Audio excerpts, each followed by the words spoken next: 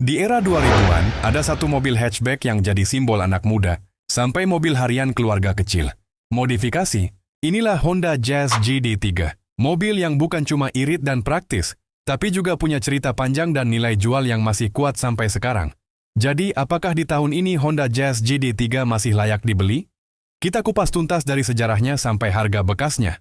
Sebelum dikenal sebagai Jazz di Indonesia, mobil ini pertama kali lahir di Jepang tahun 2001 dengan nama Honda Fit.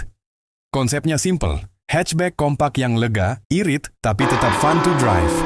Di Indonesia sendiri, Jazz resmi dijual oleh PT Honda Prospect Motor pada tahun 2004. Saat itu pasar hatchback masih belum sebesar sekarang, tapi Jazz langsung mencuri perhatian.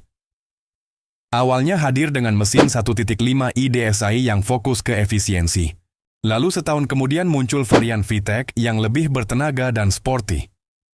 Tahun 2006 Jazz GD3 mendapat facelift ringan sebelum akhirnya digantikan generasi berikutnya, yaitu Honda Jazz GE8.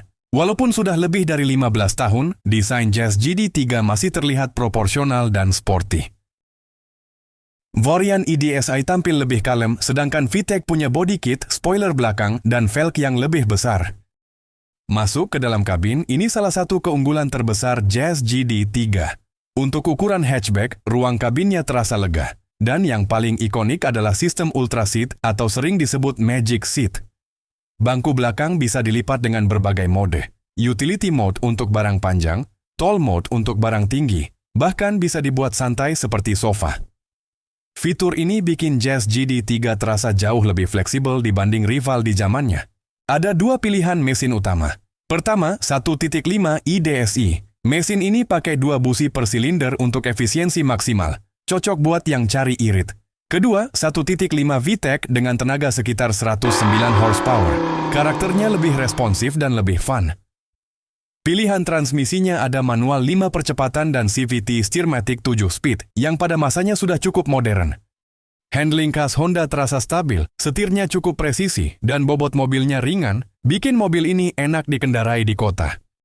Kelebihan, desain timeless, interior fleksibel, mesin bandel, spare part melimpah, komunitas besar. Kekurangan, usia sudah tua, rawan karat. CVT harus dicek kondisinya. Fitur keselamatan masih standar. Kalau mau beli bekas, pastikan cek kondisi CVT, kaki-kaki, dan riwayat servis. Saat ini harga bekas Jazz GD3 ada di kisaran 60 juta sampai 120 jutaan tergantung kondisi dan varian.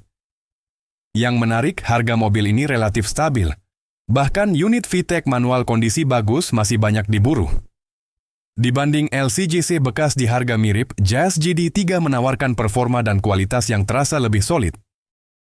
Honda Jazz GD3 masih layak dibeli? Jawabannya, masih kalau kamu cari hatchback fun, praktis, dan punya karakter. Mobil ini bukan cuma alat transportasi, tapi bagian dari sejarah hatchback di Indonesia. Kalau kamu punya atau pernah punya Jazz GD3, tulis pengalaman kamu di kolom komentar. Jangan lupa like dan subscribe. Sampai ketemu di review berikutnya.